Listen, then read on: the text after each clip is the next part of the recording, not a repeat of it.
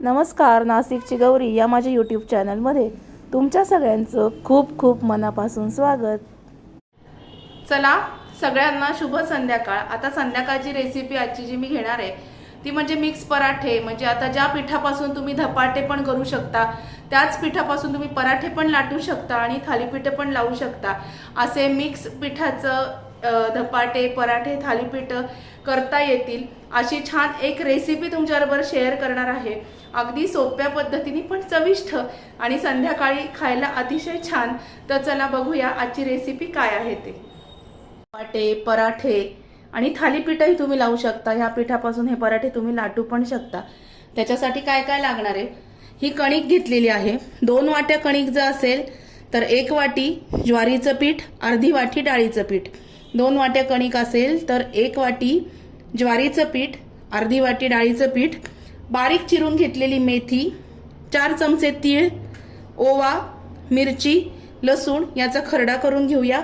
आणि मग आता हे पीठ कसं तयार करायचं, कसं मळायचं ते सुद्धा तुमच्याबरोबर शेअर करते। आता पहिल्यांदा आपण याच्यामध्ये घालून घेऊया तीळ, ओवा, मेथी, बारीक मेथी चिरून घ्यायची। काड्या शक्यतो घ्यायच्या नाही, कारण मग कडू लागतात। काही काही वेळेस चिरता चिरता अशा बारीक काड्या येतात त्याच्यामध्ये, तर त्या काड्या जरी चिरल्यानंतर थोड्या राहिल्या तर त्या काढून घ्यायच्या। मेथी मात्र भरपूर घालायची।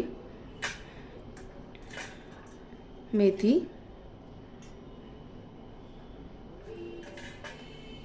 ही मेथी मी याच्यामध्ये घातलेली आहे।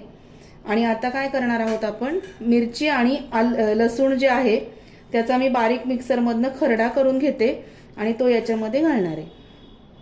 आता याच्यामध्ये मीठ वगैरे सगळं आपण घालून घेऊया। त्याच्या आधी लसूण आणि मिरचीचा खरडा करून घेते आणि मग त्याच्यामध्ये घालते आणि मग बोलते तुमच्याशी परत। हा खरडा मिक्सरमधून काढून घेऊया, लसूण आणि मिरची।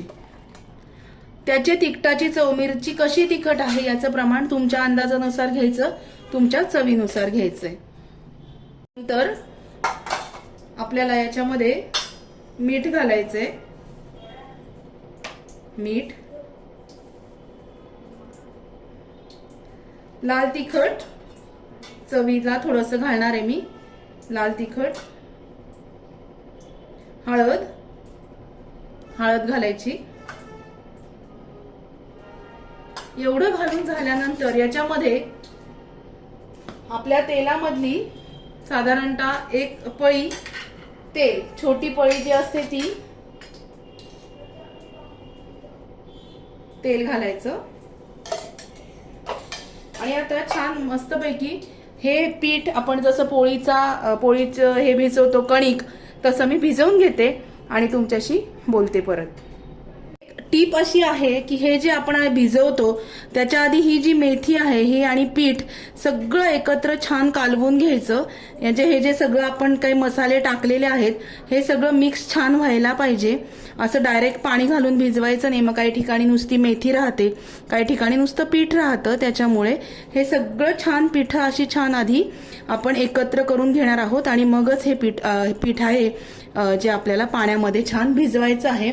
भिजवताना पोळीची कणिक जशी असते आपण भिजवतो गव्हाचं पीठ, त्याच कन्सिस्टन्सीला हे पीठ भिजवायचं आहे।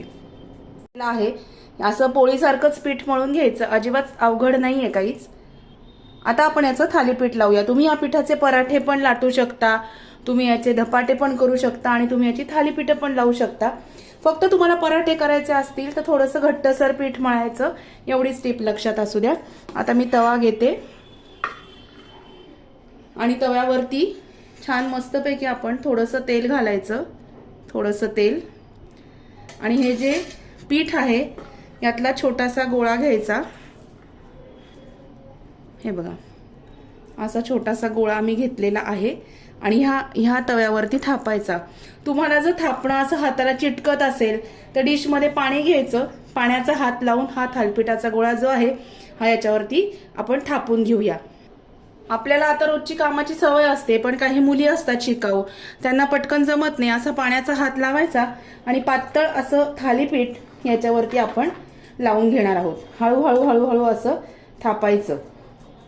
खूप मोठे आणि जाड थालीपीठ पचायला जड जातात, त्याच्यामुळे थोडीशी पातळ अशी मीडियम कन्सिस्टन्सीवरती थालीपीठं लावून घ्यायची. हे बघा, जेणेकरून लहान मुलं, वयस्कर माणसं जर असतील तर असं थालीपीठ तुम्ही ताकामध्ये बुडवून सुद्धा खाऊ शकता. हे बघा, अशा पद्धतीने काठ सुद्धा असे थोडे थोडे पातळ करायचे, नाही तर काठ असे जाड राहिले तर ते कच्चे राहतात. त्याच्यामुळे काठ आहेत हे थोडेसे असे पातळ थापून घ्यायचे. अगदी खूपही पातळ थापायचं नाही की जेणेकरून ते तव्याला चिटकेल. आपल्याला अंदाज येतो त्या पद्धतीत थापायचं. हे अशी थालीपीठं आपण लावून घेऊया. याच्यामध्ये थोडंसं तेल सोडायचं.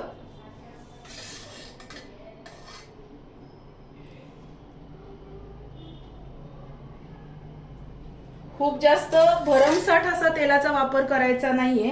आता आपण हे गॅसवर ठेवूया. हे बघा, गॅसवर थालीपीठ ठेवले, मीडियम गॅसवर. असं थालीपीठ गॅसवर ठेवल्यावर याच्यावर झाकण ठेवायचंय.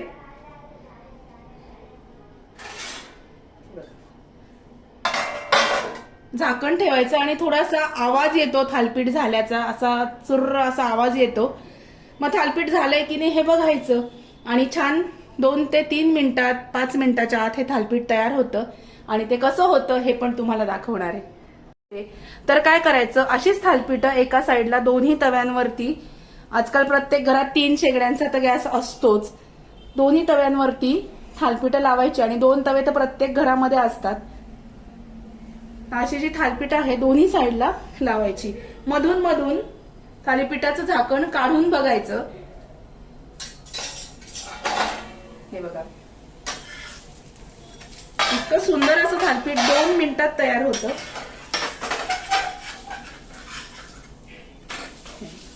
दिसते, अतिशय खमंग असं थालीपीठ तयार होतं. आता एक याच्यामधली टीप अशी आहे की हे जे थालीपीठ केल्यानंतर आपण जेव्हा दुसरं थालीपीठ लावतो तेव्हा गरम तव्यावर हे थालीपीठ थापलं जात नाही. तर थोडंसं थांबून घ्यायचं आणि अगदीच जर घाई असेल तर नळाखाली फक्त ह्या तव्याचं बूड जे असतं, तव्याचा मागचा भाग, तो फक्त नळाखाली धुवायचा, पुढचा भाग धुवायचा नाही. आणि पटापटा थालीपीठ लावायची. ही एक टीप याच्यातली लक्षात असू द्या. हे बघा, छान मस्तपैकी थालीपीठ तयार आहे. चला सगळेजण खायला या. थालीपीठ या डिश मध्ये मी काढून घेते आणि तुम्हाला दाखवते. हे बघा, खमंग असं थालीपीठ तयार आहे आणि छान मस्तपैकी अशी खरपूस थालीपीठ खायला खूप छान वाटतं. आणि रात्रीच्या वेळेस वेगळं काहीतरी पाहिजे असतं, असं चविष्ट एकदा करून बघा नक्की. पराठे सुद्धा याचे लाटता येतात, अगदी धपाटे पण तुम्ही करू शकता. कसा वाटला आजचा व्हिडिओ मला नक्की कळवा. व्हिडिओ जर आवडला असेल ना तर व्हिडिओला लाईक, शेअर आणि सबस्क्राईब करायला विसरू नका. भेटूया अशाच नवीन व्हिडिओमध्ये नवीन विषयाबरोबर उद्याला. तोपर्यंत ही रेसिपी नक्की करून बघा बरं का. Bye bye, take care.